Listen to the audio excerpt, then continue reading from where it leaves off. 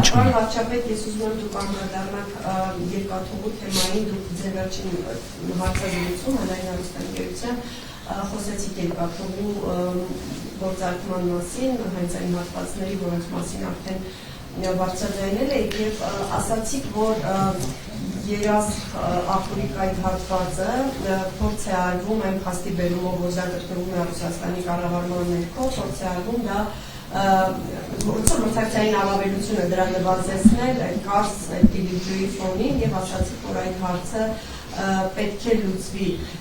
Արդյոք սա նշանակում է, որ Հայաստանը հնարավոր է հրաժարվի այն առաջարկից, որ դուք հնչեցրել եք, որ այդ հատվածները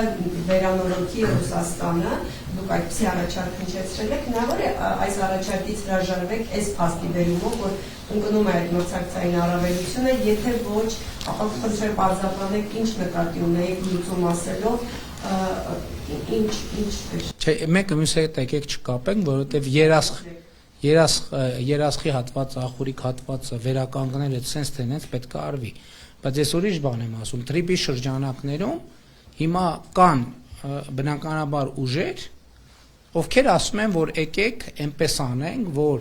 Մեղրիից հետո, երբ որ մտնում է Նախճեվանից հետո չմտնի Հայաստան եւ շրջանցի Հայաստանը։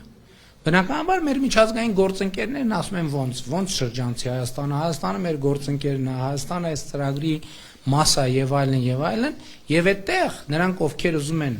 Հայաստանը շրջանցել, նրանք ինչ են ասում են դե տեսեք Հայաստանի երկաթուղին Ռուսաստանի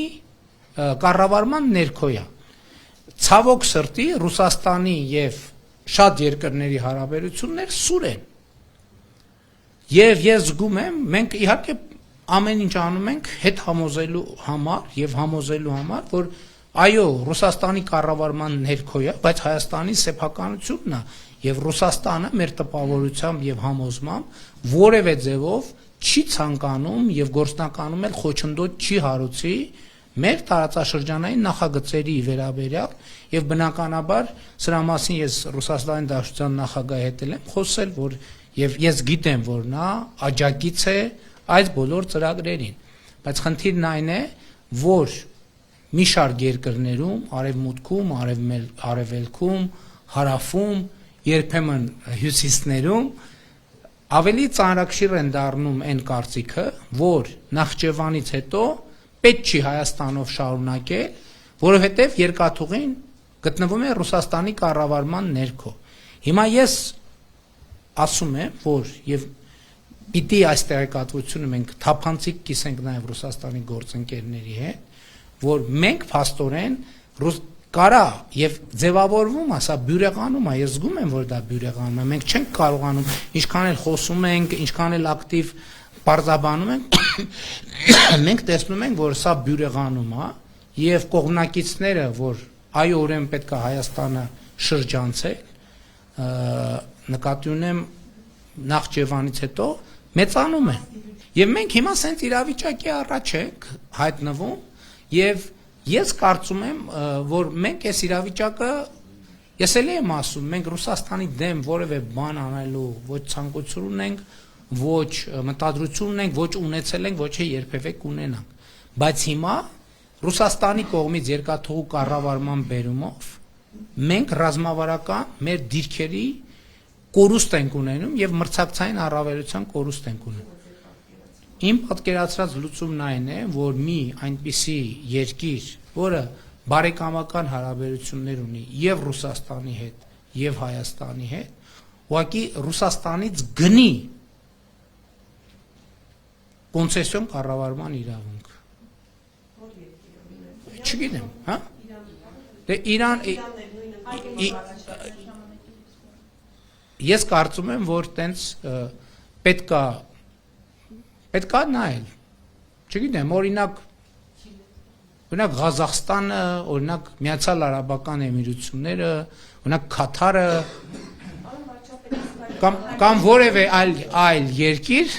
որը հիմա իմ մտքով չանցավ, բայց ասենք երկրներ, որոնք